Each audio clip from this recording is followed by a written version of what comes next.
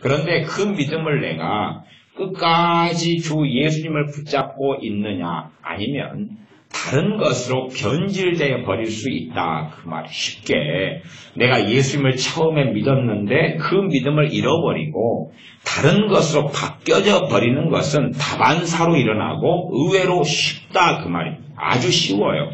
내가 예수님을 믿고 예수님만이 구원이 되는데 그러나 쉽게 다른 것으로 바뀌어버리고 말아요. 천주교는 13억 인구입니다. 로마 카톨릭은 13억이에요. 적게 통계를 잡으면 12억. 그러면 70억 가운데 로마 카톨릭은 최소한 내가 예수님의 이름으로 산다. 예수님을 믿음으로 구원받는다. 그런 것을 쥐꼬리만큼이라도 가지고 있어요. 가지고 있지만 그 12억, 13억 인구가 예수님이라는 이름을 안다고 할지라도 걔네들이 가진 것은 성경에서 말씀하는 예수님이나 구원을 가지는 게 아니라 그들은 잘못된 종교를 로마 카톨릭 안에 이미 만들어버렸어요. 잘못된 종교를 만들어서 그들이 하는 미사라는 걸 통해서는 우상 숭배만 가득할 뿐이지 참된 하나님에 대한 예배나 믿음은 찾을 것 자체가 없어요.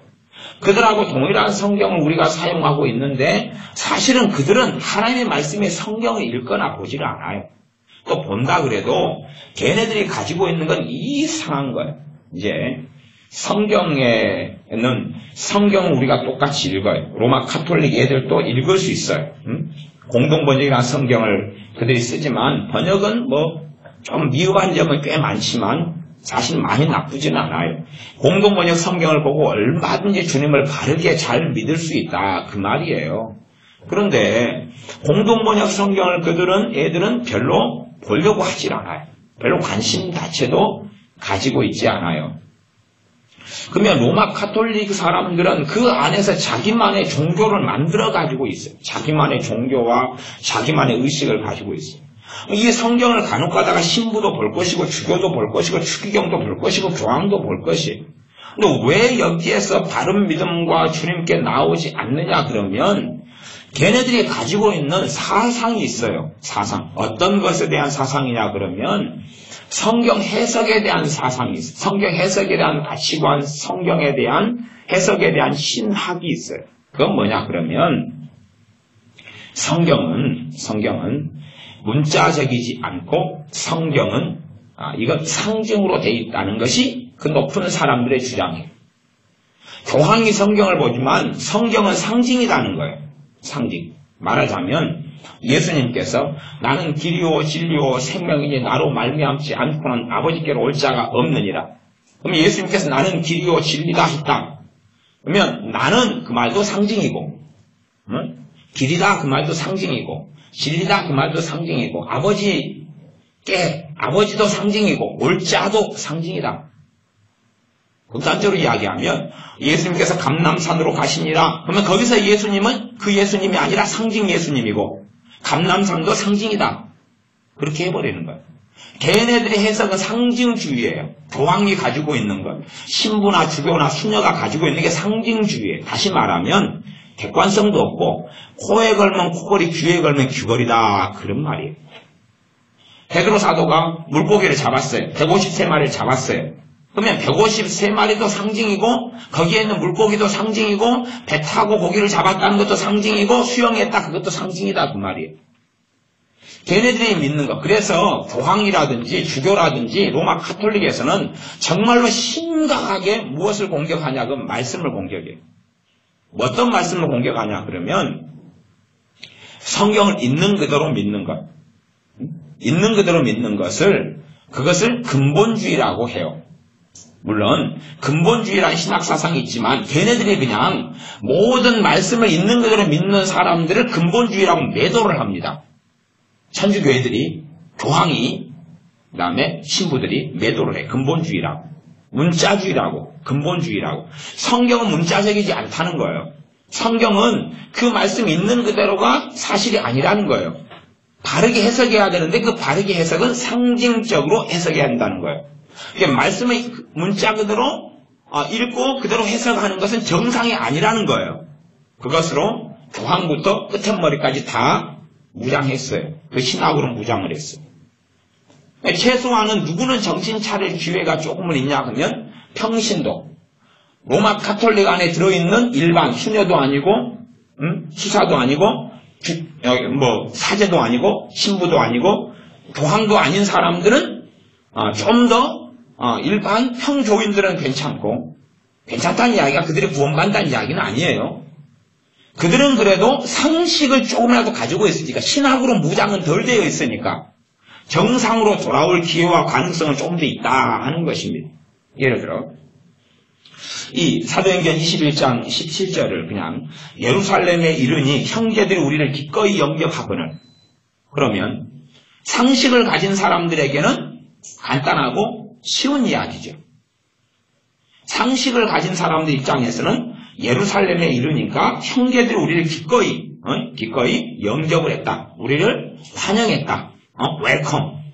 환영했다. 간단하잖아요. 거기에서 대단한 것을 발견할 게 아니라, 예루살렘에 이 사도 바울을 중심으로 해서 도착했구나. 그리고 예루살렘에 있는 믿는 형제들이 사도 바울 일행을 환영을 했구나. 그런 뻔한 이야기인데, 걔네들은 여기에서 상징을 본다 그 말이에요. 예루살렘을 상징으로 보고, 형제들도 상징으로 보고, 우리들도 상징으로 보고, 기꺼이도 상징으로 보고, 영접하는 것들도 상징으로 본다 그 말이에요. 걔네들은 그렇게 다 해버려. 그러니까 지금 이러한 상징주의, 말하자면 아무거나 다 상징으로 보는 게 어디에 들어오냐 그러면 개신교 안에 들어와요. 그리고 안에 들어왔어요. 그 중에서 그럴듯한 방법으로 들어오는 것 중에 하나가 히브리어로, 헬라어로 성경 읽기. 이거 원어가 히브리어가 이렇게 돼 있다. 최근에 유튜브에서 어떤 분이 저한테 방언 가지고 저한테 시비를 걸더라고요. 방언 가지고 제 방언의 유익에 대한 설교를 해놨는데 그 댓글을 달아놨는데 댓글이 저한테 왔어요. 그 댓글 읽어보니까 성경의 방언은 헬라어인가 히브리어로 뭐라고 돼 있고 당신이 말한 것이 그게 아니다고. 그래서 방언은 어쩌고 해놨어요. 제가 그 친구랑 대화를 나눌 수 없으니까 그렇지만은 최소한 방언에 대해서 논하고 이야기하려면, 방언을 좀 안다 그러려면 방언 은사는 받아야 되죠. 피자 안 먹으면 사람이 피자에 대해서 논할 수는 있으나 그에 논하는 것은 객관적이지 않다는 것이. 방언 받아보면 성경에 말하는 방언이 어떤 방언인지 최소한은 알죠. 그런데 방언은 헬라어로 뭐다, 히브리어로 뭐다, 그러니까 당신들이 지금 하고 있는 방언은 성경이 이야기하는 방언이 아니다, 그따위 소리 하는 거예요. 그런 것처럼 이제 성경에 있는 히브리어가 이렇다, 헬라어가 이렇다라고 말장난하면서 그러면서 거기에다가 상징을 집어넣고 거기에다가 하나님 말씀 문맥적해서 나아가서 근본적인 건 문자적으로 해석할 부분은 문자적으로 하고, 아니 그가 밥 먹으러 갔다, 그건 문자적으로 해석해야지. 그럼 뭐라고 하겠어요? 그거 화장실에 갔다, 간 내용이 손씻으러 갔는지, 볼일을 큰 거 보러 갔는지 작은 거 보러 갔는지 화장을 고치러 갔는지는 모르겠어요. 화장실에 갔다는 갔는 거지. 그것에서 무슨 상징이 있고 뭐가 있겠어요. 그럴 때는 문자적으로 성경을 볼 수밖에 없다 그런 말이에요. 통합 애들 가운데서 제 후배 목사님들도 여럿 있어요. 제 제자들도 여럿 있고. 그 중에 하나가 그렇게 저한테 찾아왔어요. 자기는 더 이상 기도하지 않겠대요. 통합에서 신학대학원을 나오고 학위를 좀 높은 걸 받았어요. 교수들한테 듣고 배웠어요. 저하고 기도를 3시간씩 하고 살았어요. 뜨겁게 기도하고 불을 받고 성령 충만을 경험했어요. 나중에 신학대학원을 가고 학위를 받은 다음에 저한테 와서 하는 말이, 나는 이제 소리내어서 하나님께 간절히 기도 안 하겠다고. 그게 잘못된 것이라고. 그러면서 저한테 독일에서 번역한 책을, 신학책을 하나 주는 거예요. 당신도 이거 읽어보라고. 읽어보고 그렇게 간절히 기도하는 것 하지 말고 버리라고. 나도 이제 안 하기로 했다고. 그러니까 성경에는 간절히 기도하라 그래, 하지 마라 그래? 하라 그러죠. 부르짖어 기도하라 그러죠. 신구약 성경의 전체 이야기하는 것을 자기가 생각하는 히브리어 지식, 헬라어 지식으로 그 문맥적인 것, 문자적인 걸 부정하겠다는 거예요. 걔네들이 헬라어 히브리어가 장난치는 것이 옳겠어요? 틀리겠어요? 틀리죠. 그러나 이제 걔네들은 이미 그렇게 배워버린 거예요. 교수한테 그렇게 배워버리고 자기가 했던 주님 만났던 경험과 은혜 받은 걸 다 부정해버린 거예요. 그래서 제가 그랬어요. 니하고 나하고는 더 이상 만날 일이 없다 이제. 니하고 나하고는 볼 일도 없으니까 인연 끊자.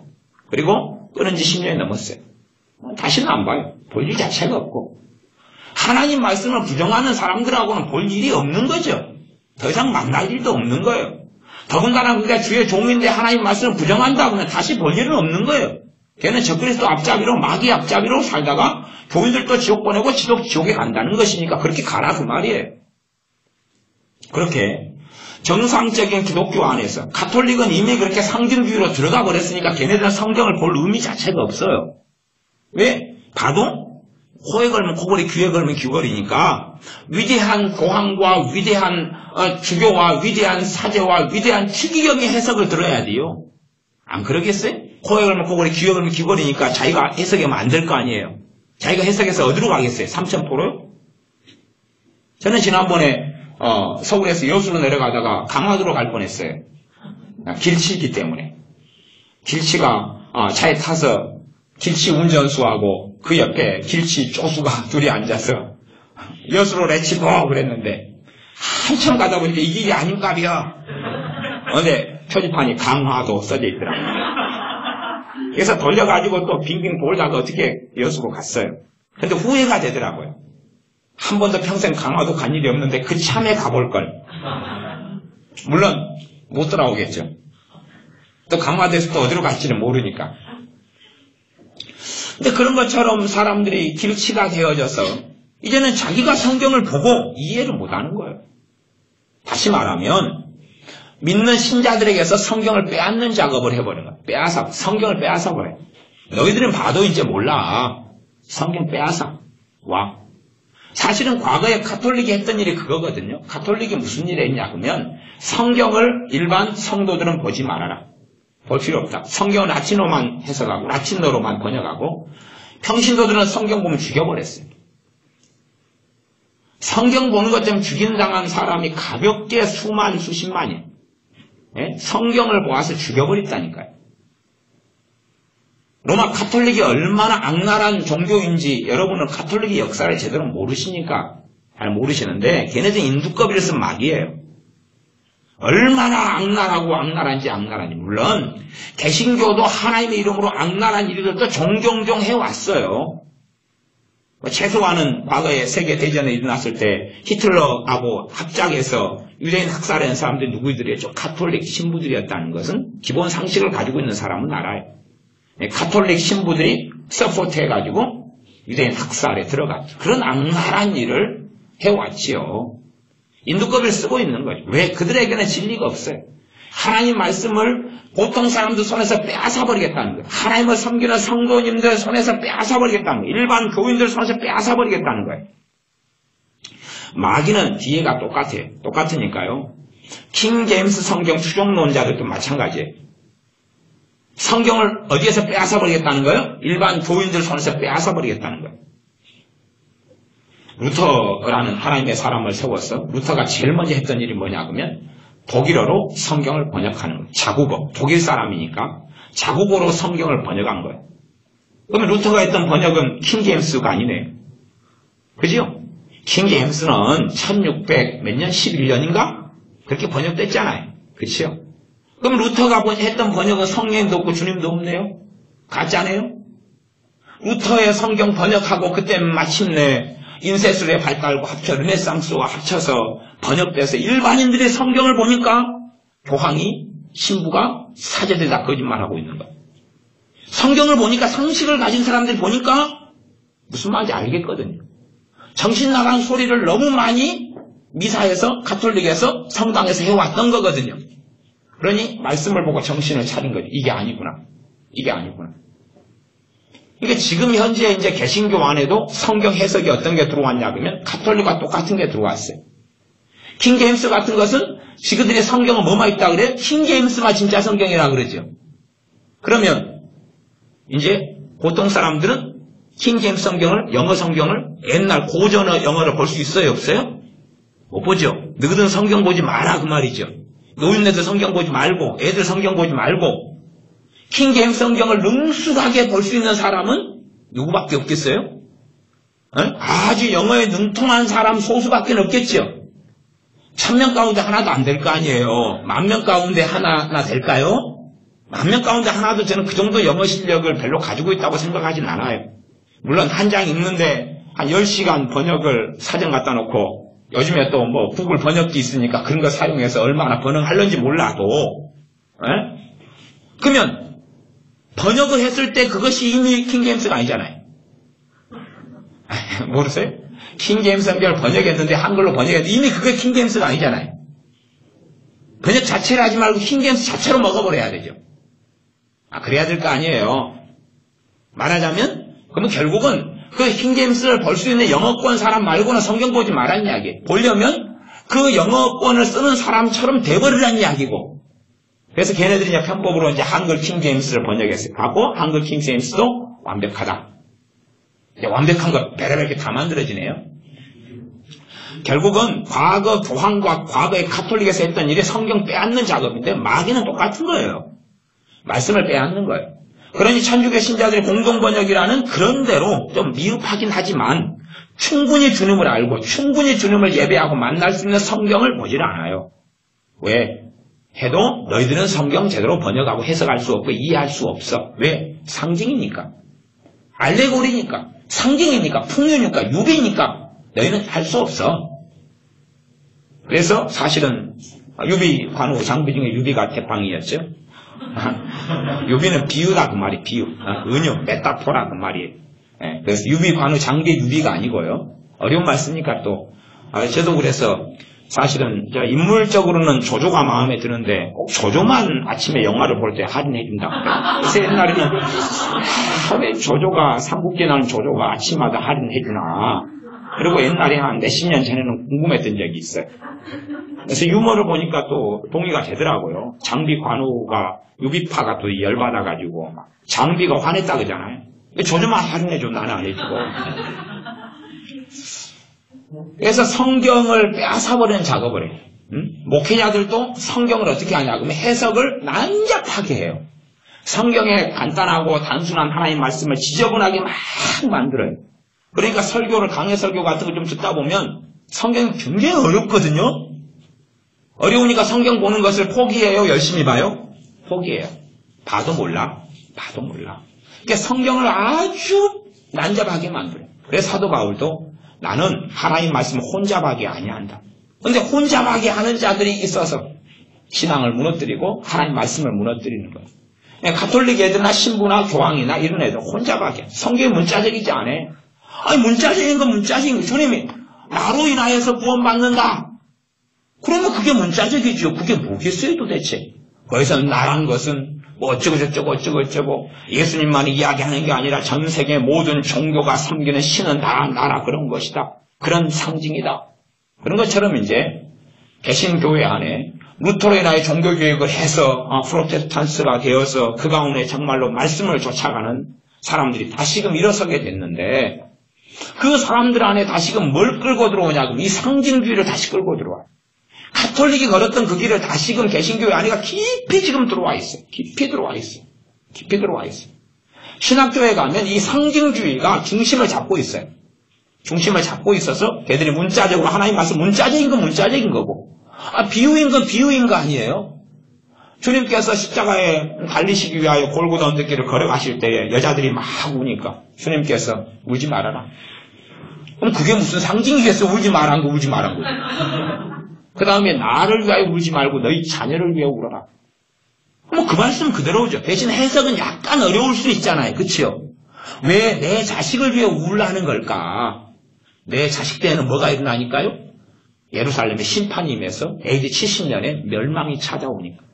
너 자녀들을 위해서 울라고. 더 유대인들이 타락해져가고 악해져가고 완악해져가서 적그리스도 세력이 돼가지고 교회를 끊임없이 유대인 가운데 믿는 신자들을 끊임없이 다른 유대인의 다수가 절대 다수가 끊임없이 공격하고 무너지면서 유대인의 저주가 들어와서 자녀 때에는 더 심각하게 돼버리거든요. 그리고 하나님의 심판을 받으니까 너희 자녀를 위해 울라고 말씀하신 거예요. 대신에 그 뜻과 내용까지는 좀 어려울 수 있지만 자녀를 위해 울라는 게 자녀를 위해 울라는 거지. 거기서 자녀라는 것은 돌 하루방을 이야기하는데 돌 하루방은 비가 오나 눈이 오나 비를 맞고 눈을 맞고 있고 추운데 꽁꽁꽁 어니까 돌 하루방을 그 제주도 말로는 할아버지를 하루방이라 그러거든요. 그러니까 돌로 만든 할아버지가 이 마을 어귀에 서가지고 그 마을을 수호하고 있는 게 돌 하루방이에요. 이게 마을 신이에요. 마을 신. 제주도 신이 하루방. 돌 할아버지를 깎아가지고 무서운 번거지 씌워놓고 눈을 부릅뜨게 만들어놓고 마을을 지키라 그런 거예요. 그런 걸 갖다가 이제 상징으로 유비로 다 만들어가지고 하나님 말씀을 빼앗는 작업을 하는 거예요. 빼앗는 작업을. 그래서 개신교 안에도 하나님 말씀을 상징으로 이제 마음대로 성경을 목회자들이 왜 신학교에서 그렇게 배웠으니까 그렇게 장난을 치는 거예요. 하나님 말씀은 기본적으로 문자적인 건 문자적인 거고 그 다음에 문맥적으로 볼 때에 상징인 건 상징으로 드러나는 것이에요. 상징인 건 상징으로 드러나요. 어떤 것은 약간의 숨겨질 수는 있으나 그건 자주 있는 일은 아니에요. 이런 사도행전 같은 경우는 상징의 자리가 별로 있질 않아요. 여기서 21장 18절에 보면 그 이튿날 바울이 우리와 함께 야고보에게로 들어가니 그 장면이 또 다 있더라. 이튿날이면 여기서 이튿날이면 하루가 1000년 같으니까 2000년 뒤를 이야기한다. 이상하잖아요. 이틀 뒤지. 이튿날은 다음날이지. 바울이 우리와 함께 여기서 바울은 이 사도 바울을 이야기하는 게 아니라 상징이니까 장난치는 거잖아요. 그거에. 근데 이미 그게 세뇌돼 버린 사람은 성경이 제대로 보이질 않아요. 그러니까 가톨릭에서는 결국 뭘 주장하냐 그러면 마리아 우상을 세워놓고 만들지 말라 그랬는데 마리아 상을 만들어놓고 큰 거 작은 거 다 만들어놓고 그 가운데 경배하고 예배하고 절하고 꽃다발 박치고 발에 입 맞추고 사실은 그랬던 거예요. 50살 된 중년이 자기 마누라하고 사는 게 싫은데 저기 25살 된 꽃다운 아가씨가 마리아 발에 입을 맞췄어요. 간접 뽀뽀를 하고 싶은 거죠, 사실은. 그래서 50살 된 아저씨가 얼른 가가지고 그 발등에 입을 맞춘 사건 아니었을까요?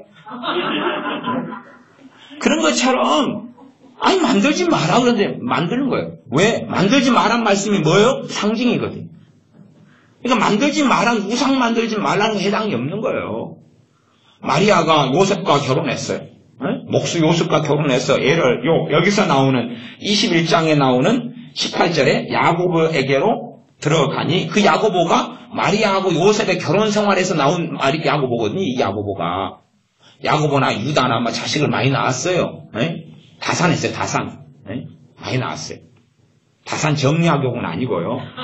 많이 자식을 낳았어요. 마리아하고 요셉이 많이 낳았어요. 여자들도 많이 낳았고 남자들도 많이 낳았어요.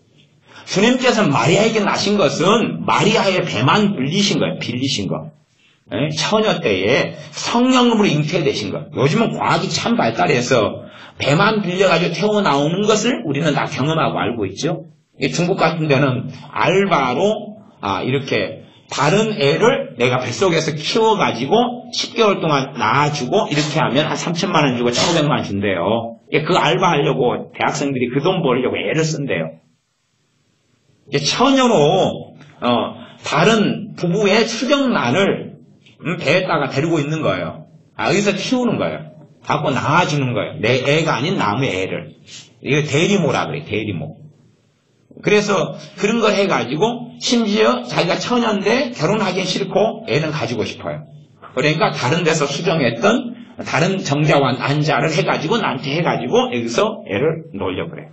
그런 것들도 이제 요즘에 유행하는 일 중에 하나가 되었죠. 심심찮게 뉴스에 나오기도 하잖아요. 성령으로 잉태된 그 만왕의 왕 만주의 주 아브라함 있기 전부터 계셨던 그분, 세례 요한 전부터 있었던 그분, 존재하셨던 아버지 하나님의 아들이신 그 만왕의 왕 만주의 주님께서 마리아의 몸을 입고 마리아의 몸을 통해서 사용하여서 이 땅에 사람 몸을 입고 오신 거예요. 존재하신 그분께서 태초부터 계셨던 그분께서 오셨던 것이죠. 그런데 이제 성경은 무시하고 마리아는 결혼 안 했어. 마리아는 무흠 잉태했어. 마리아가 죄 짓지 않은 상태에서 태어났어. 그 다음에 마리아는 결혼 안 했어. 평생 처녀로 살았어. 마리아는 승천했어. 그래서 마리아 승천 기일이 얼마 전에 지났어요. 마리아 승천한 날이 지났단 말이에요. 근데 마리아 승천한 날은 큰 축제를 여기고 또 미사하고 뭐하고 생쇼를 해요. 그러니까 걔네들은 성경하고 상관없는 속에서 막 지내요. 걔네들은 성인을 끊임없이 만들어내요. 성인은 새로운 중보자들을 세워내는 거예요. 성인에게 기도해요. 이게 수도원 같은 데 가면 성인한테 맨날 기도해요. 성인한테. 마르코가 있다. 마르코한테 맨날 기도해요. 그러니까 피노키오 코처럼 계속 코가 또 길어져요. 마르코가 마테를 마르코라 그러죠? 예. 근데 그냥 마르코한테 계속 기도하니까 성인한테 성 프란시스가 있다면 프란시스한테 계속 기도해요. 기도하니까 프란시스가 가지고 있던 가난한 자들을 위해서 살았던 그 마음과 막 삶이 막 임파티션 돼가지고 온다 그러는 거예요. 그럼 프란시스가 하나님하고 친해지니까 하나님한테 그 기도를 받아가지고 얼른 갖다 주는 거예요. 그래서 이 성인들도 유명해지면 안 돼요. 바빠요. 천국에 가까지 바빠버려요. 70억 미국 가는데 자기한테 그냥 3만 명이 기도를 하니까 천국에 가가지고 쉴 시간이 없다 그러는 거예요. 그러겠어요? 그러면 베드로 사도한테 기도하는 사람 천주교인데 13억 가운데요. 매적이 넘을 거예요. 교황이 첫 번째 교황을 베드로로 보잖아요. 베드로한테 맨날 기도해요. 이 베드로가 바빠 죽겠다는 거예요. 짜장면 먹을 시간도 없다는 거예요. 천국에는 마리아가요. 미치겠다는 거예요. 13억이 맨날 자기한테 기도하는 거예요. 하루에 몇 건씩. 그러면 한 몸 가지고 13억의 수종을 들려니까 이제 마리아가 누가 돼야 돼요? 하나님과 동격이 돼야 돼요. 하나님과 동격이 전능해야지 이제 될 거 아니에요. 전능한 자리까지 올려버려요. 마리아를. 그렇지 않으면 답이 없는 거예요.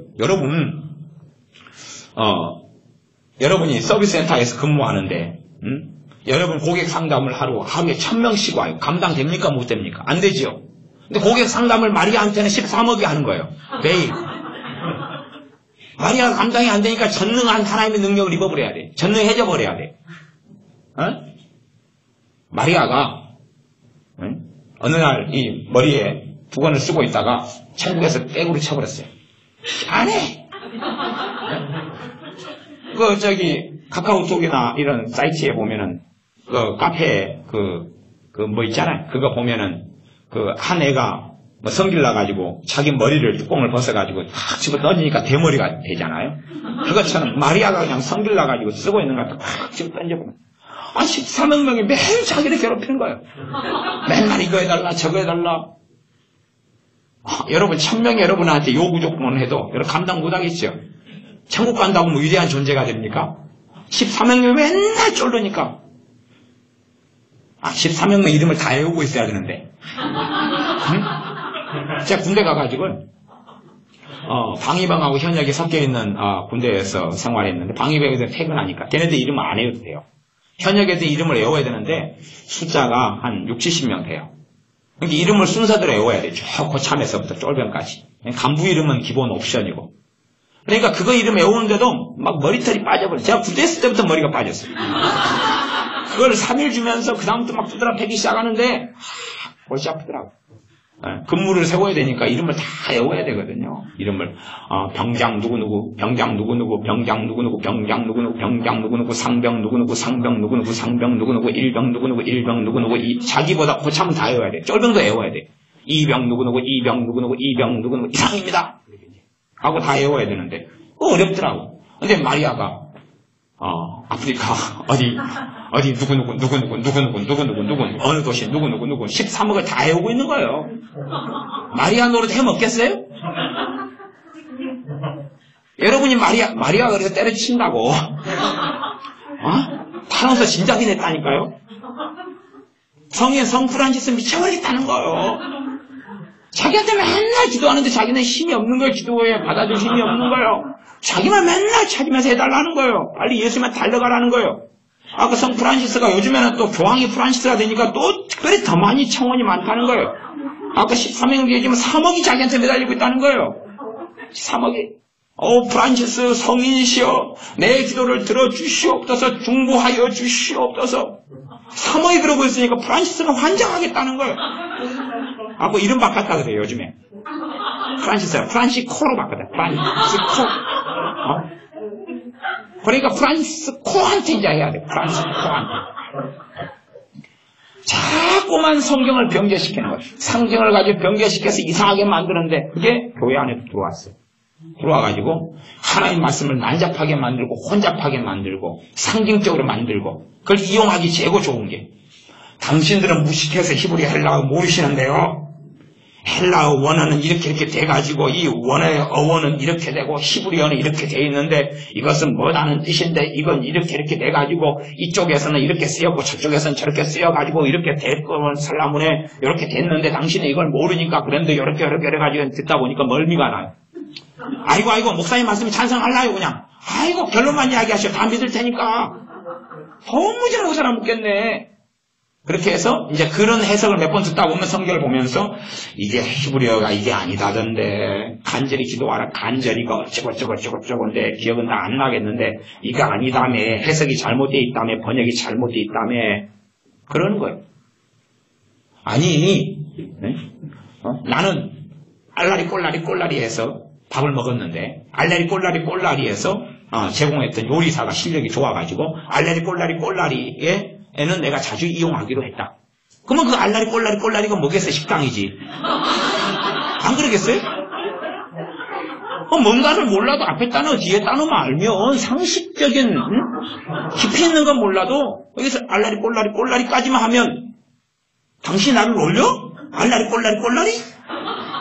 아니요, 내가 알라리 꼴라리에 가서 밥을 먹었는데요. 알라리 꼴라리가 가격이 저렴하고 싸고 맛이 좋고 요리사도 또 서빙한 사람 너무 친절하고 그 다음 주인이 스탬프도 몇 개 찍어주고 그래서 내가 알라리 꼴라리를 자주 가기로 했다니까요.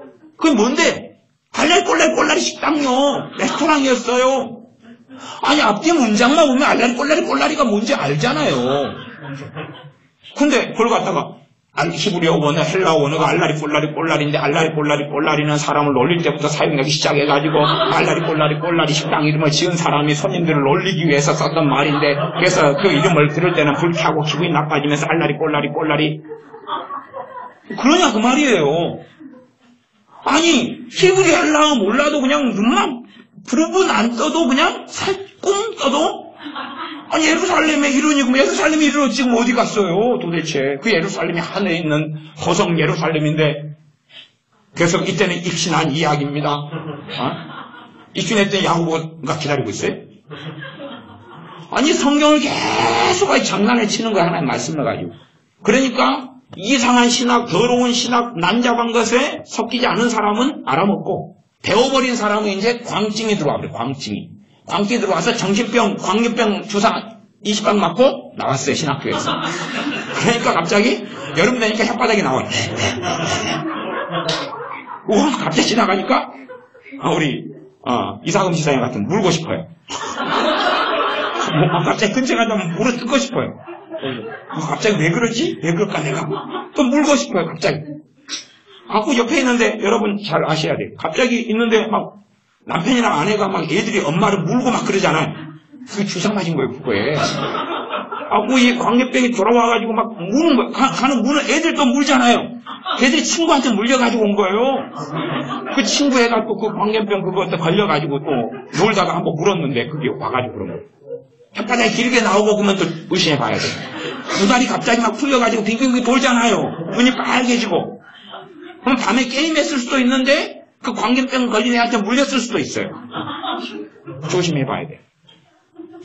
그렇게 이미 이 광견병 걸려가지고 나오는 거예요. 그래서 이제 말씀을 가지고 개소리를 하는 거예요. 광견병 걸렸으니까 그렇게 되는 거예요.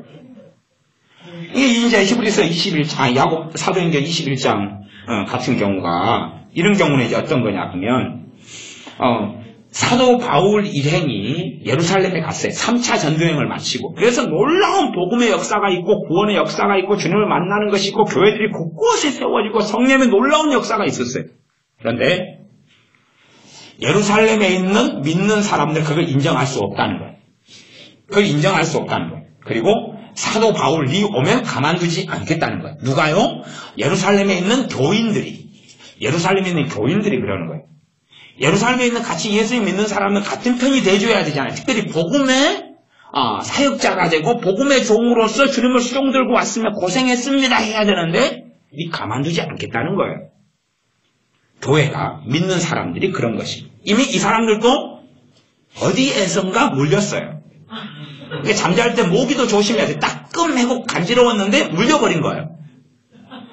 그래서 이제 안 물린 사람 몇 명 있었어요. 안 물린 사람. 18절에 보니까 그 이튿날 바울이 우리와 함께 야고보에게로 들어가니 장로들도 다 있더라. 야고보는 마리아하고 요셉 사이에 태어난 그 야고보예요. 이 사람이 예루살렘의 초대 감독이 됐어요. 그리고 이제 그 예루살렘의 교회 지도자들이 장로님들이 있었어요. 그들과 만났어요. 이들이 영접했어요. 그 다음에 19절에 보니까 바울이 문안하고 하나님이 자기의 봉사로 말미암아 이방 가운데서 하신 일을 누가 하신 일이에요? 하나님이 하신 일이에요. 누구를 통해서? 바울을 통해서 하신 일이에요. 낱낱이 고하니 20절 저희가 듣고 하나님께 영광을 돌리고 이까지는 좋아. 너무 좋다. 하나님 살아계시네요. 하나님 찬양합니다. 많은 사람이 구원받고 교회가 세워졌군요. 그건 좋은데 그 다음에 어떤 이야기를 하냐고 형제요. 그대로 보는 바에 유대인 중에 믿는 자 수만 명이 있으니 유대인이에요. 유대인인데 수만 명이 예수님 믿게 됐어요. 믿는 자가 몇만 명이라고? 수만 명. 수만 명 있는데 얘네들이 꼴통이라는 거예요. 그래서 얘네들이 뭐에 열심히 있다고요? 다 율법에 열심히 있는, 예수님께 열심히 있는 것도 아니고 예수님 십자가에 열심히 있는 것도 아니고 뭐에 열심히 있다고요? 예수님을 믿는데 율법에 열심히 있어요. 이게 이미 잘못돼 버린 거예요. 이미 어디에다가 모기한테 물렸거나 개한테 물렸거나 그게 돼버린 거예요. 그러니까 이 교회 안에서도 이런 사람들이 얼마든지 생겨날 수 있어요. 그래서 이게 많이 심화되면 이단이라 그러고 사입이라 그러고 많이 심화되면 미혹행에 들려서 잘못된 길로 걸어가 버리고 그렇게 되어져 버려요. 아니 당시 예루살렘 교회 같으면 성령 충만한 교회잖아요. 그래서 어떤 사람은 이런 광견병 이야기를 잘 알지 못하고 저한테 와서 교회마다 다니면서 그렇게 하신다 그러시더라고요. 프레카드 피켓을 들고 왔어요. 피켓에는 한마디 써졌어요. 초대교회로 돌아가자. 초대교회로 돌아갑시다. 초대교회로 돌아갑시다. 그래서 밥을 사주고 이야기를 커피를 마시면서 그 사람하고 대화를 해봤어요. 어쩔 때는 5년 있다가 한 번 오더라고요. 그래서 요즘 어떻게 삽니까? 그랬더니 얘도 돈이 좀 누나가 집에 빌부터 살거든요. 나이는 이제 50이 다 됐고 누나한테 빌부터 살다가 그러다가 돈이 좀 가지고 또 전국을 돌면서 교회마다 또 이렇게 초대교회로 돌아가자고 다니면서 외치고 있대요. 직장도 없고 뭣도 없고 다 아무것도 안 하고 이게 자기의 선지자적인 사명이라는 거예요. 뭐 초대교회로 돌아가자는 뜻은 뭔지 아세요? 그러니까 기껏해야 사도행전 2장에 있는 것 유무상통하고 네 걸 내 것으로 내 것을 네 것으로 주장하지 않고 다 나눠서 썼다. 그런 걸로 돌아가자는 거예요. 초기 공산주의 사회로 돌아가자는 건데 조금 있다가 집사님들이 왜 세웠죠? 문제가 생기니까 세웠지요. 아무리 성령 충만한 오순절 교회라도 사람이 모여 사니까 시기일조하다가 문제가 나타나니까 집사님들을 세운 거예요. 7 집사님을 세웠잖아요. 그 다음에 조금 지났는데 지금 이 사건이 벌어지는 거예요. 조금은 아니라 이제 몇십 년이 지난 상황인데 이런 사건이 벌어져요. 초대교회로 돌아가서 조금 있다가 광견병 되라고요. 이게 초대교회라는 어떤 환타지를 그리고 있는 것 같아요. 환상. 이게 사도행전 2장에서 진도는 안 나가려는 거예요. 거기서 더 나가면 안 되잖아요. 사도행전 2장, 3장, 4장 그쪽 좋은 쪽에서 더 안 나가려는 거예요. 하지만 인생살이는 그렇게 시작은 그렇게 할지 몰라도 어떻게 변질되어 갈지 어떻게 어리석어 되어져 갈지를 정확히 보면서 초대교회로 돌아가자 그래야지. 쌈박질로 가자고요? 사도 바울 오면 물어 뜯어가지고 같은 광견병을 걸리게 하려고 수만 명이 기다리고 있단 말이에요. 그러니까 이제 그 광견병 걸린 사람이 광견병 걸려서 개짓을 하는데 그걸 조심하시라. 그리고 이야기하는 거예요. 내 자식을 낳아가지고 1살 때부터 집에 강아지를 10마리를 키워요. 키워가지고 10마리 강아지하고 같이 생활을 하게 해요. 말도 안 가르치고 숟가락질도 안 가르쳐요. 5살 돼요. 얘 잘 뛰어다닙니다. 개처럼 달려다녀요. 개처럼. 엄마가 와서 워리 그러면 4발로 두 손 2발로 4발로 사용해가지고 해가지고 하고 손을 흔들면서 꼬리처럼 흔들어요. 왈왈왈왈왈. 사람만 안 가리키고 개 10마리하고 같이 어울려서 지내게 만드는 거예요. 몇 년만. 얘가 지가 사람 새끼인지 몰라요. 그리고 지가 개인 줄 알아요. 같이 행동해요. 같이 행동해요. 예루살렘 교회가 그렇게 돼버렸어요. 지금 성령 충만한 초대교회죠. 모든 이방인 교회의 핵심인 교회, 유대인 교회, 모태가 되는 모 교회가 이 예루살렘 교회예요. 그리고 이 감독인 야고보서를 쓴 사람이에요. 얼마나 성령 충만해요. 하지만 그 사람 혼자 힘으로 교회가 제대로 바뀌질 않지요. 장로님들도 정상, 주의 종들이. 그런데 바뀌질 않아요. 정상인데 바뀌질 않아요. 지금 그 상황의 교회가 이 예루살렘 교회. 그러니 사도 바울이 오니까 수만 명이 광견병이 걸려가지고 당신을 물어뜯으려고 한다. 그렇게 말하고 있지는 않고 제 말을 덧붙인 이야기입니다. 그래서 20절 보니까 유대인 중에 믿는 자 수만 명이 있으니 다 율법에 열심히 있는 자라. 그러면서 21절 너가 이방에 있는 모든 유대인을 가리키되 모세를 배반하라. 아들들에게 할례를 하지 말아라. 그렇게 가르친다. 지금 사도 바울이 정확한 이야기는요. 할례를 하지 말아라 하는 게 아니라 마음의 할례를 받아라. 할례를 받고 싶으면 받고 말고 싶으면 말하라마는 할례로 구원받지는 않는다. 너희가 성경에 기록하기를 너희가 그걸 하든지 말든지 간에 해도 주님을 위해 하고 하지 않아도 주님을 위해서 하지 말아라. 대신에 그걸 할례를 받고 안 받고로 구원받는 게 아니라 마음의 할례를 받는 게 중요하다. 그 이야기를 한 거지 할례 자체를 꼭 받지 말아라고 완전 부정하고 산 건 아니에요. 정말 진실한 마음의 할례, 그 할례를 받아야 한다고 말씀한 거죠. 대신에 어떤 면에서 듣기로는 할례를 부정하는 걸로 들을 수 있어요. 물론 구원에 있어서는 할례를 부정했습니다. 구원에 있어서는 할례를 부정했어요. 천국 가는 데는 할례를 부정했어요. 그러니까 유대인들이 들을 때는 할례하지 말라고 충분히 들을 수 있고 그것도 타당성이 있는 이야기예요. 이 사람들 율법에 열심히 있으니까 할례는 반드시 받아야 되는 거예요. 근데 사도 바울은 할례하지 말아라 한 거예요. 결국은 이방인들이 그럴 거 아니에요. 사도 바울님, 우리 할례를 예수님 믿었으니까 우리도 유대인처럼 할례 받을까요? 사도 바울은 그랬을 거 아니에요. 필요 없습니다. 그런 건 의미가 없습니다. 이제 예수님 안에서 할례는 의미 없습니다. 갖지 마세요. 그러면 유대인들이 예수님 믿었어요. 이방 지역에서 자식이 태어났어요. 8일 됐는데요. 사도 바울이시여 할례를 내 자식 베풀려고 그러는데 할례 집례 좀 해주시겠어요? 아니요. 나는 할례 집행 안 합니다. 이제 바리새인이었잖아요. 사도 바울이. 나 이제 할례 집행 안 합니다. 그리고 할례는 별로 의미 없습니다. 그랬을 거 아니에요. 그 소문을 듣고 열받은 거예요. 열받아가지고 수만 명이 예수 믿기 열심히 있기보다 복음에 열심히 있기보다는 율법에 열심히 있어요. 자기들이 배운 종교성은 그거예요. 예수님을 비록 믿었으나 뱃속 자체를 고치지 않아요. 바뀌지 않아요. 그래서 메시아닉 주는 심각한 문제 속에 있어요. 사실은 메시아닉 주가 다시금 유대인으로 돌아가기도 쉽고 거기에서 미혹되기도 쉽고 잘못된 데서 고치지 않기는 정말로 쉬워요. 고치기는 너무 어렵다는 거예요. 메시아닉 주가 진리를 알고 있는 게 아니에요. 메시아닉 주 히브리어를 잘 알고 구약 성경을 잘 아는 게 아니에요. 오히려 더 엉망이 돼서 이상한 것이 메시아닉 주들이에요. 말하자면 심각한 미혹, 말하자면 유대교라는 이단 사상에, 여호와가 지닌 유대교같이 이단 사상에 내가 유대인으로서 30살에 예수님 믿었다 그러면 이단에 30년 빠져 있었던 거예요. 그러면 믿자마자 정상이 되겠어요? 안 되겠어요? 안 되죠. 유대교에서 배웠던 것이 정상이다 그러면 유대인들은 다 예수님 믿게 되는 거예요. 그냥. 왜? 성경이 예수님에 대한 말씀이기 때문에. 예수님을 안 믿었다가 복음 듣고 믿었다는 이야기는 그게 잘못된 해석이란 말이죠. 잘못된 해석과 편견과 어리석음이란 이야기예요. 그것으로 30년 동안 세뇌가 됐어요. 버튼 한번 누르면 벗어나집니까? 안 될 거 아니에요. 그래 메시아닉 주들이요. 조금 이따 은근히 들어보면요. 걔네들이 무슨 이야기하면 절기 이야기. 율법 안에 핵심적인 게 절기잖아요. 안식일 이야기고 절기 이야기예요. 안식년 이야기고 그다음에 여러 가지 무교일절 이야기, 유월절 이야기 그런 절기들 이야기예요. 시장절, 칠시절, 맥주절 그런 거 이야기예요. 나팔절 이야기하고 절기들이 중요하다는 거예요. 절기들이 성경 해석에 있어서 어떤 의미를 가지고 중요한 부분이 있지만 그러나 그게 중요한 게 아니라 복음이 중요하죠. 주 예수님의 십자가가 중요하죠. 그것이 어떤 의미에서 오실 주님을 예비하는 부분이 있는 건 사실이지만 명백한 성경, 특별히 신약 성경 가운데 절기들을 얼마나 말씀하고 있는가를 보면 될 거 아니에요. 이제는 명백하게 열매가 맺힌 신약 성경으로 구약을 해석해야 돼.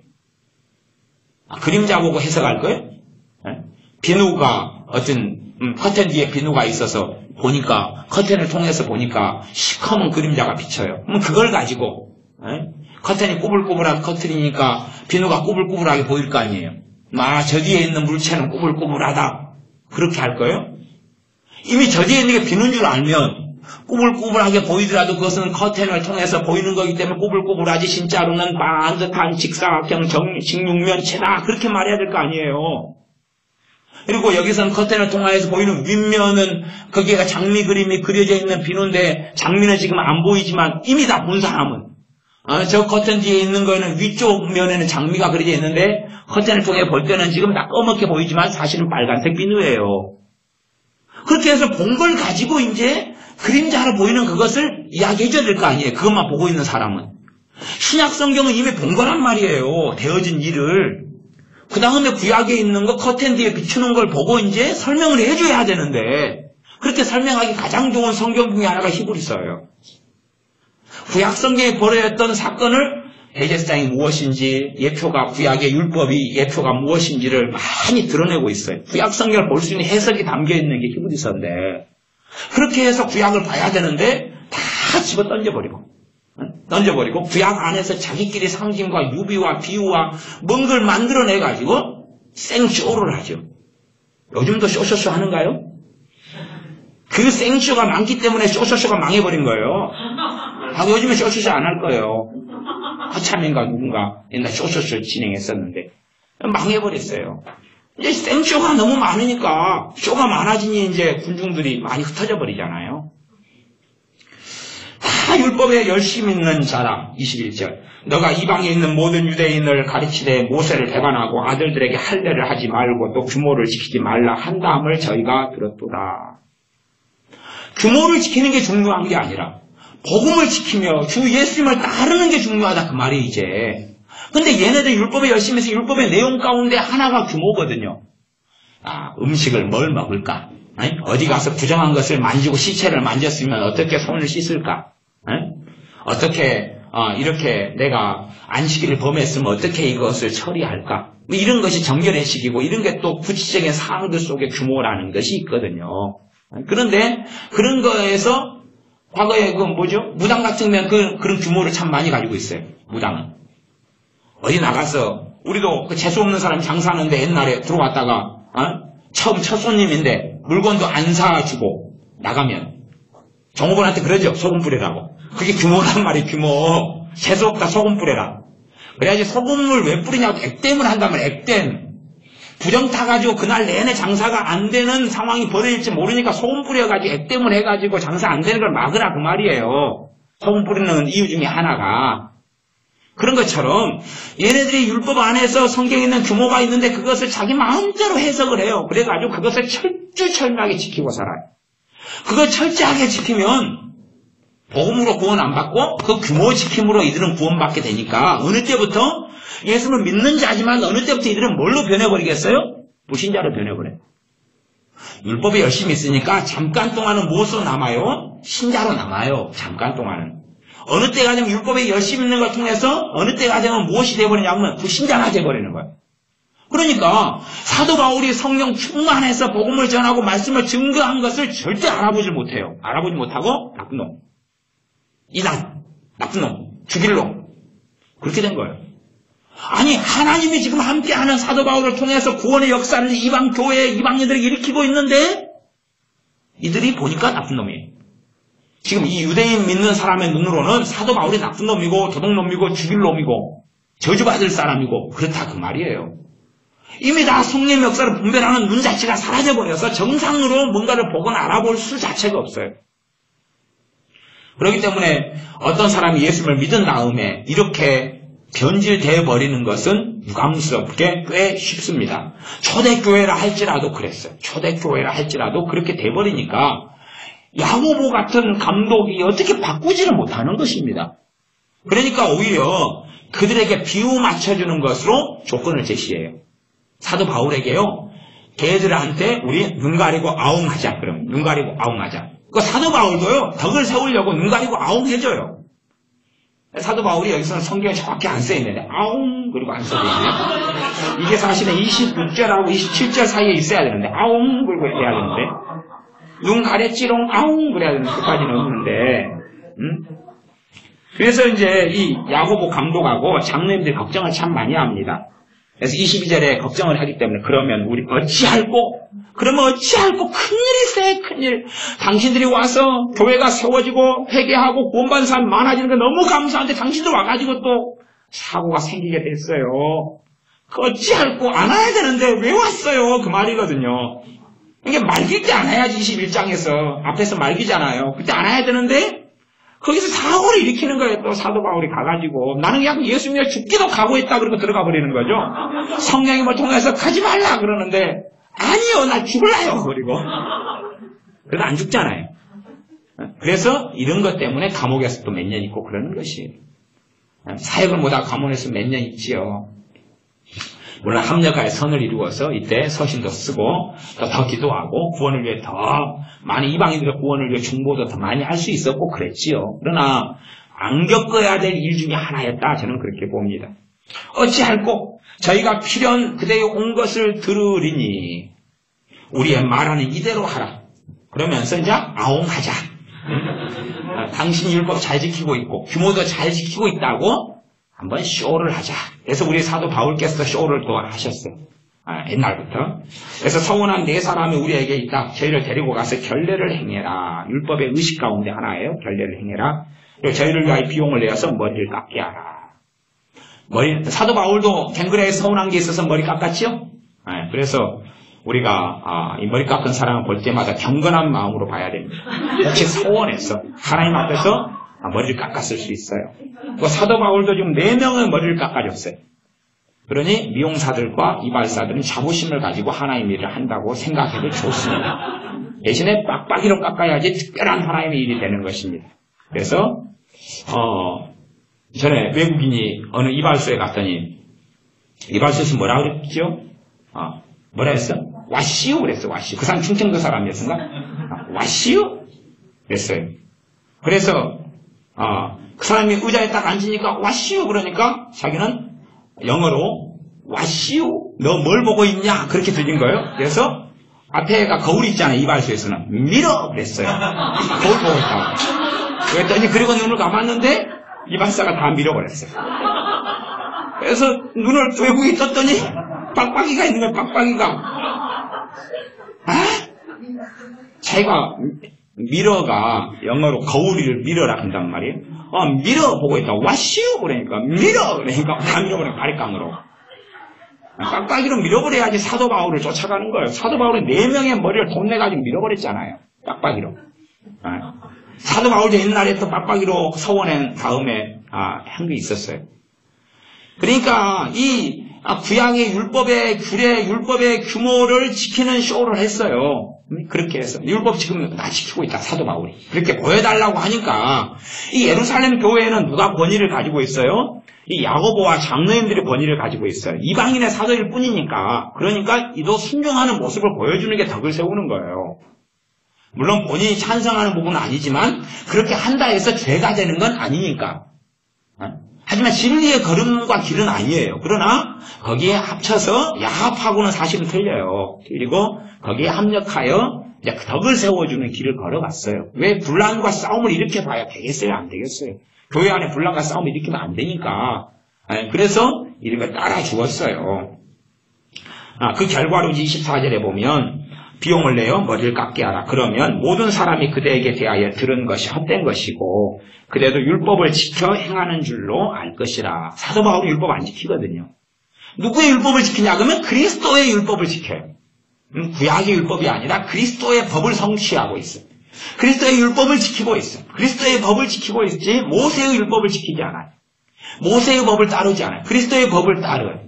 그리고 그렇기 때문에 모세의 율법이 뭘 의미하는지를 정확하게 이제 보는 거예요. 그러니 사실은 모세의 율법부터 지키고 있는 거죠. 하지만 유대인들하고는 다른 방식이에요. 지금 참된 주님을 만나고 주님의 법을 알고 주님의 말씀을 알고 나니까 구약의 율법이 무엇을 의미하는지를 진짜로 보이는 거예요. 전에는 봐보세요. 저 커튼 뒤에 꼬불꼬불한 커튼 뒤에 네모난 물체가 하나 있어요. 그래서 커튼을 통해서 저쪽에 빛이 있으니까 검은 이 물체를 본다고 가정해봐요. 그러면 우리가 커튼 뒤에가 물체가 하나 있으니까 그것이 네모난 물체가 하나 있다고 커튼을 통해 비치는 모습을 봐요. 해석을 마음대로 할 거 아니에요. 그치요? 저건 네모난 것인데 저것이 정말 커튼이 꼬불꼬불하니까 좀 네모난 꼬불꼬불로 보일까? 저게 비눌까? 떡일까? 벽돌일까? 금덩이일까? 뭘까? 고민하잖아요. 근데 알고 보니까 은혜가 똥을 싸가지고 똥을 네모나게 만들어가지고 놔둔 거였어요. 똥덩어리였어요. 그럼 그걸 직접 본 사람은 언제 이 사람들이 막 군중은 또 미련하다고 막 주장할 거 아니에요. 근데 본 사람이 진실을 이야기해줘도 저게 물체 뒤에 커튼 뒤에 뭐라고 이야기해줘도 믿는다는 보장을 못하지요.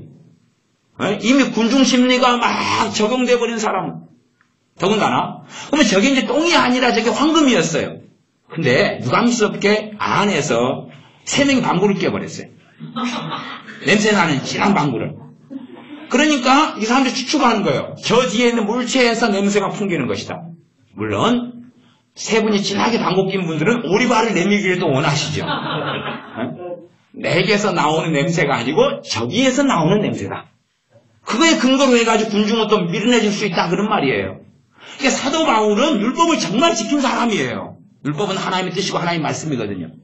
그리스도를 통하여 성취된 것, 그것을 누리는 것이고 또한 지키라고 한 사랑의 법이에요. 사실 율법이 사랑은 율법의 완성이니라고 그 길을 걸어가고 있어요.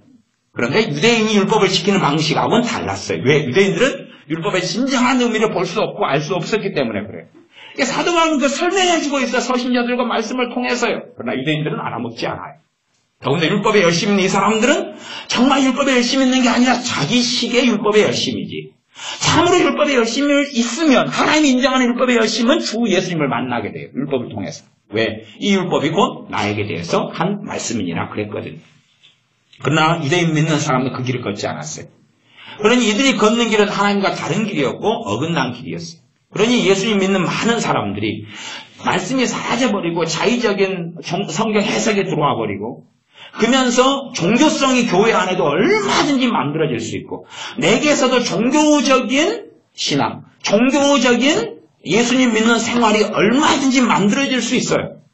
내가 만들어낸 하나님을 믿는 방식을 만들어낼 수 있고 내가 믿는 하나님께 기뻐하시는 것을 성경을 떠나서 얼마든지 만들어낼 수 있다 그런 말이에요. 그러면서 내가 예수님 떠난지도 모르게 얼마든지 떠날 수 있는데 이 유대인들이 그랬어요. 유대인 몇 명이요? 수만 명이 그랬어요. 당시의 교회, 예루살렘 교회가 수만 명이었으니까 얼마나 큰 교회였어요. 지금 수천 명만 해도 큰 교회다 그러잖아요. 물론 뭐 서울에는 큰 교회가 좀 있지만 그래도 이 당시에 차도 없고 뭣도 없을 때 수만 명이면 한 번 예배드리러 모였으면 한꺼번에 거기서 다 모였다 그러면 버글버글 했을 거 아니에요. 교통순경 와가지고 그냥 삐삐리 하면서 이거 이제 니역까지 좀 다니지 말라고 마차 멈추라고 지금 마비가 됐다고 막 그럴 거 아니에요. 보통 통계 들어갔을 거예요.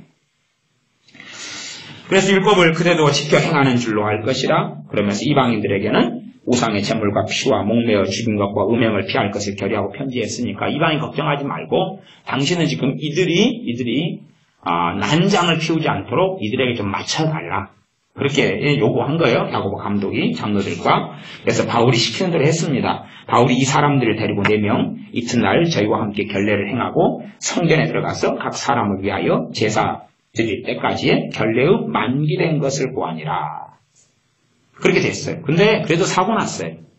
왜냐하면 이 결례가 이룰 때까지 기간이 며칠이 걸렸어요. 그러니까 27절에 오늘 안 읽은 본문에 보면 그 일회가 거의 참에 이게 7일이 걸리는 이게 긴 일이에요. 7일 동안에 그걸 계속 했는데 거의 다 됐는데 그때 사고가 터진 거예요. 어떻게 터졌냐 그러면 하필이면 사도 바울이 에베소 사람 29절에 보면 에베소 사람 드로비모라는 사람하고 함께 이 예루살렘 이 성전 안에 근처에 거닐었던 것이 어떤 사람들의 목적이 됐어요. 그러니까 이 사람들 선동을 어떻게 했냐 하면 사도 바울이 헬라인을 하나님의 전에 데리고 들어왔다 그랬어요.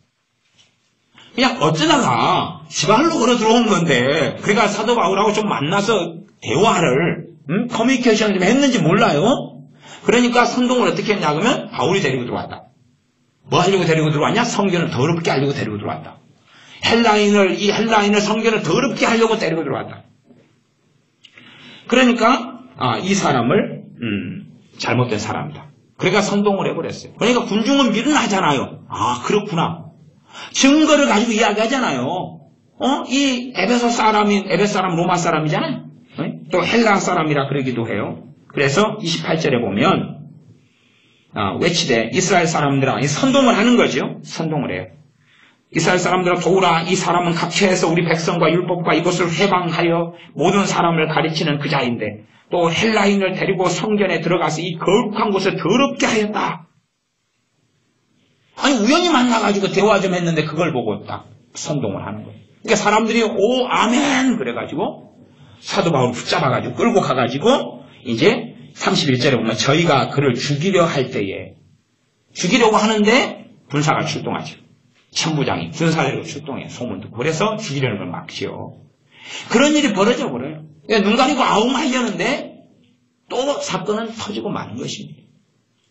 예루살렘 교회도 초대교회도 율법에 잘못 넘어갔어요.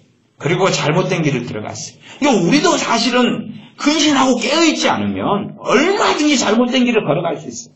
천주교가 예수의 이름으로 시작했으나 마리아 이름으로 끝나고 가는 길은 지옥이에요. 왜? 근신하고 깨이지 않거든요. 하나님 말씀 앞에 주의하고 주목하지 않아요. 하나님 말씀에 주목하기보다는 자기의 생각 아니면 성경을 이상하게 해석하는 것 그런 게 주목이에요.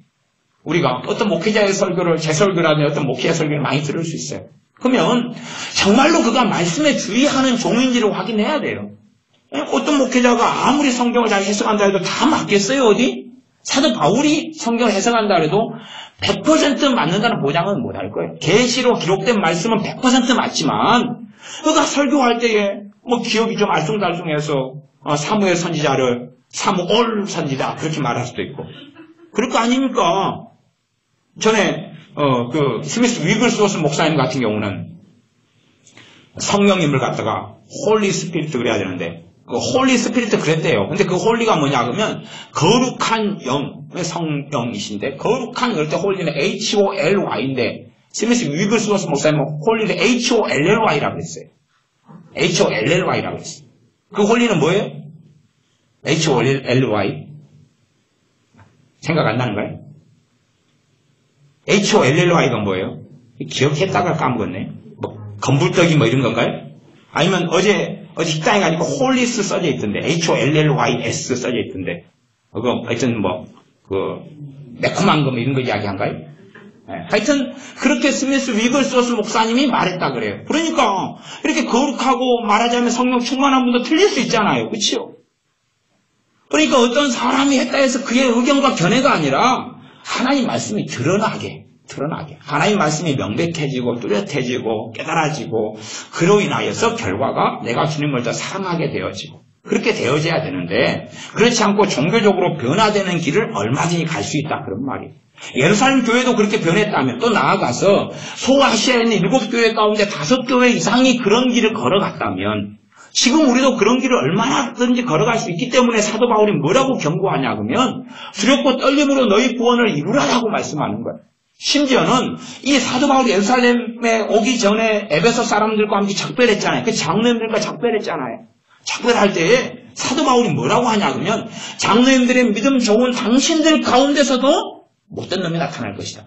당신들 가운데서 거짓 선지자가 나타나고 거짓된 선생이 당신들 가운데 서가지고 당신들이 가리키는 그 사람을 당신들이 쫓게 만들고 예수님을 쫓도록 당신이 예수님을 따르도록 하는 게 아니라 당신들을 따르게 만들어가지고 결국은 지옥에 끌고 갈 것이다.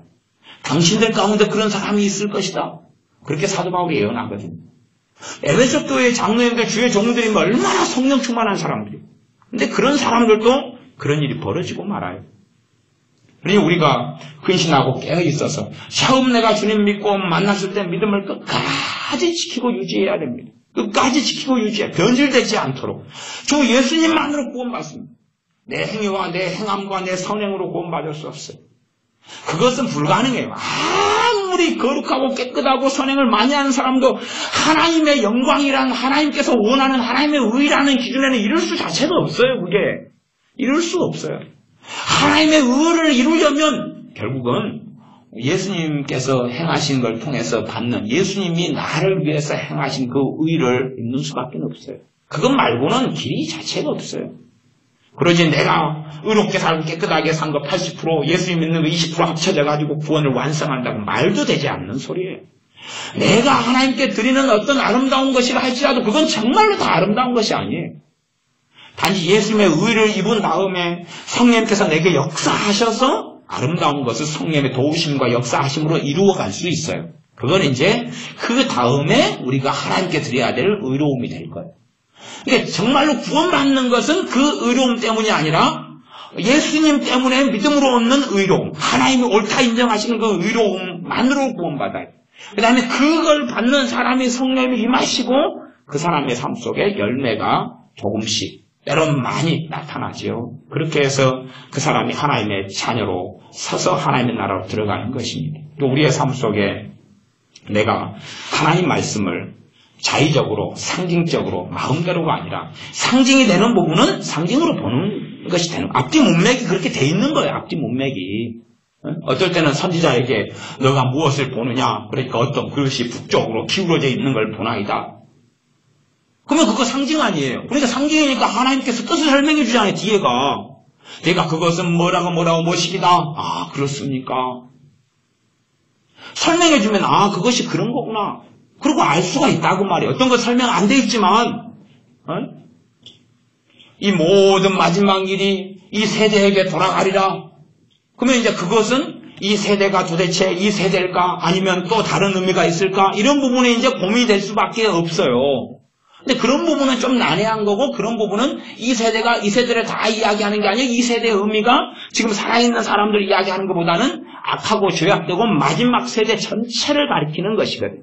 그러니까 성경이 뭐라고 나왔냐 그러면 히브리서 1장에 보면 마지막 때에, 마지막 날의 마지막 때에 아버지께서 아들을 보내서 말씀하셨다고 그랬어요.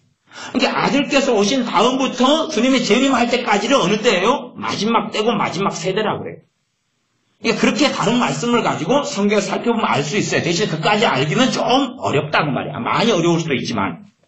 하지만 그것은 설명을 좀 듣고 다른 말씀으로 연계되고 말씀을 살펴보면 알 수도 있는 부분이다. 그런 말이죠. 그러니까 그런 것은 아, 이런 의미가 될 수 있겠구나. 아니면 잘 이해하지 못하면 좀 더 놔두고 나중에 대한 말씀을 알 수 있겠지라고 생각하면 되고.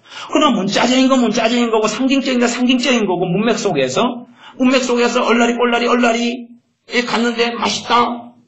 그러면 이제 어느 정도 그 얼라리가 뭔지를 조금 감이 잡히잖아요. 얼라리 누가 그렇게 내게 하니 내가 열받더라. 아, 그게 놀리는 말이었구나. 제가 알 수가 있는 거고. 그렇게 하나님 말씀을 사실은 어린 아이들이 더 똑똑할 수도 있고 박사보다는 젖먹이들이 어린 아이가 더 잘할 수 있다 그 말이에요. 최소한의 상식을 가진 사람들은 하나님 말씀을 더 잘 알 수 있어요. 그러나 이상한 신학으로 무장돼버리고 그래서 잘못된 것은 무장돼버리고 한번 예수님 영접했더니 죽을 때까지 이제 천국 가버리고 무장돼버리면 성경은 전혀 보이지 않아요. 어떤 목사님은 그러시더라고요. 그것만 이야기하고 말씀을 마무리하겠습니다. 60이 넘으셔서 목회를 그래도 20살 때부터 신학교 가셔가지고 그래도 그 전도사부터 시작해서 40년 되셨어요. 40년 되셨는데요. 자기가 배우고 믿는 것은 뭐냐 그러면 예수님 믿는 사람의 귀신 역사 안 한다는 거. 그렇게 배웠다는 거. 자기 목사한테 그렇게 배웠고 신학교에서 그렇게 배웠대. 믿는 사람의 귀신 역사 안 한다고. 60살 때까지 귀신 역사하는 걸 한 번도 보신 적이 없대요. 전도사로 목회자로 40년을 사셨어요. 한 번도 자기 교인들한테서 귀신 역사하는 거 한 번도 보신 적이 없대요. 제가 그랬어요. 기적입니다. 정말 없었겠어요? 정말 그 목사님 교인들은 다 성령 충만하고 마귀역사도 없는 그런 분들이었겠어요? 그렇게 말하면 초신자는 아무도 없었다는 이야기인데 이게 믿음이 좋은 사람도 마귀역사 다 해요. 하는데 그냥 가정에서 다 에녹 같은 분들하고만 신앙생활 하셨어요. 그러면 전도를 아무도 안 했다는 이야기예요. 40년 동안. 전도를 안 했으니까 초신자가 안 생겼을 거 아니에요. 들어가자마자 다 에녹 같은 분들이셨어요. 문제는 자기가 에녹이 아니셨어요. 자기한테 역사하는 마귀 역사를 보지를 못하고 알지를 못하는 거예요. 교인들에게 역사하는 마귀 역사를 보지 못하고 알지 못하는 거예요. 그러니까 그리고 그분이 뭐라고 이야기하냐면 성경에 믿는 사람한테 귀신 역사한다는 말이 어디 있냐고 그래요. 그래서 목사님 마귀를 대적하라. 그래야 너희를 피하리라. 마귀가 오는 사자에 두루다니 삼키기 차라니 너희도 믿음을 굳게 하여 저를 대적하라. 이렇게 말씀했는데 이런 게 다 있었냐고. 지금 40년 넘게 성경 보셨잖아요. 이게 있었냐고.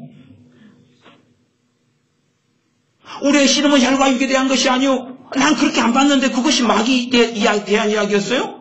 정사와 권세와 이 어둠의 세상 주가 하늘에 있는 악한 영들에게 대함이라. 우리의 씨름은 이거 마귀 이야기인데요. 그래서 하나님 전신갑주 입으라고 그랬잖아요. 악한 자고 화살 쏜다고 그랬잖아요. 주기도문에 다만 악에서 악한 자에게서 구해달라고 그렇게 기도하잖아요. 이게 마귀에 대한 이야기였어요? 성경에 나 처음 보네.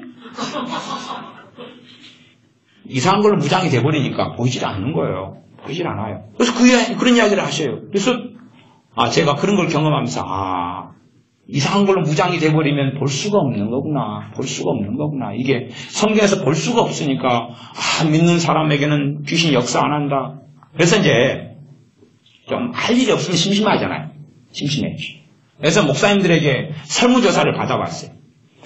믿는 사람에게 귀신 역사 한다고 믿습니까? 안 믿습니까? 그랬더니 목사님들 60% 이상이 예수님 믿는 사람이 귀신 역사 안 합니다. 한국 목사님들 그랬어요. 60% 이상이 예수님 믿는 사람이 귀신 역사 안 합니다. 너무 좋았겠어요. 왜냐하면 자신부터가 귀신 역사 안 하는 삶을 살았잖아요. 귀신 공격도 안 받고. 그래서 이분은 천국에서 하셨는갑다. 자기에게 귀신 역사 안 하고 마귀 공격 안 했으니까 얼마나 좋았겠어요. 성령님만 있고 세상만 있고 사람만 있고. 그렇게 믿고 사는 거예요. 지금 현재 한국교회 목사님들 그러는 거예요. 그러니 그런 분들한테 이게 마귀 역사 이야기하면 이상하다 그러는 것이. 이렇게 이미 신학으로 잘못돼 버리면 그 안에 새로운 또 전통과 종교성을 만들어가요. 점점점 그걸 만들어가요. 그런 분들을 존경하고 따르는 건 당연히 믿는 사람들이 해야 될 도리지만, 그러나 그분이 주장하고 말하는 것까지 틀린 건 틀리고 옳은 건 옳은 거다. 사람을 주의 종을 존경하고 존중하고 따르는 건 참 가치가 있는 일인데 틀린 것은 받아들일 수는 없는 거죠. 그분을 존경하는 거다. 아버지가 어떤 말씀 하시는데 이상한 말씀 하셔도 아버지는 존경해야 되잖아요. 그러나 이상한 것을 받아들이면서 같이 이상해지는 것은 아버지를 사랑하는 길은 아니죠. 아버지가 이상한 사람 만들려고 자식 낳은 건 아니잖아요. 기도하겠습니다. 아버지 하나님, 우리가 신앙생활을 하면서 근신하고 깨어있지 않으면 종교성에 들어가 버리고 하나님 말씀을 오해하고 곡해하면서 우리가 어느 때에 잠자는 사람, 죽어버린 사람이 될런지요. 그러므로 우리가 근신하고 깨어있을 수 있도록 하나님의 은혜를 주시고 하나님 말씀을 우리가 어린아이가 되어서 순전한 아이가 되어서 하나님의 신령한 젖을 음식을 사모하는 것처럼 하나님 말씀을 사모하여 말씀이 어둡고 감춰진 게 아니라 말씀을 객관적으로 지혜롭게 말씀을 깨닫게 하시는 생각나게 하시는 성령 하나님의 도우심을 받아서 주님을 알아가게 하시며 주님을 사랑하게 하시며 믿음의 성장함에 자라게 하여 주시옵소서. 예수님의 이름으로 기도하옵나이다. 아멘.